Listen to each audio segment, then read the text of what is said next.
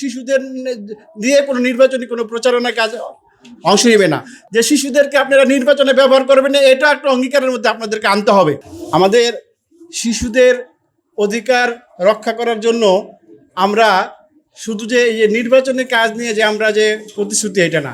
আমি মনে করি যে প্রত্যেকটা রাজনৈতিক দলের ইশতেহারে থাকতে হবে, স্পষ্ট ইশতেহারে থাকতে হবে তারা শিশুদের জন্য কি করবে, এবং শিশুদের দিয়ে কোনো নির্বাচনী কোনো প্রচারণা কাজ অংশ নেবে না।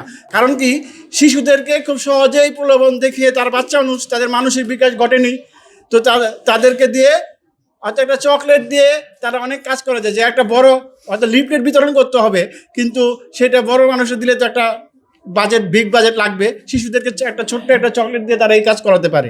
কোকো ও শিয়া বাটারের ইউনিক কম্বিনেশনে তৈরি Natura expert care body lotion স্কিনের ড্যামেজ হিল করে, ত্বক রাখে সফট ও ময়েশ্চারাইজ। লুকিয়ে আর কতদিন, বাই বাই ড্যামেজ স্কিন। তো এই যে তারা যে এই জায়গায় যে একটা শিশুদের সাথে এক ধরনের প্রতারণা করছে বলে আমি মনে করি। তো কাজেই যে কিনা শিশুদের সাথে প্রতারণা করে, সে নির্বাচিত হয়ে জাতির সাথে প্রতারণা করবে। তো আমরা এই ধরনের প্রতারক আমাদের দেশে জনপ্রতিনিধি হোক, আইন প্রণেতা হোক, এটা আমরা চাই না।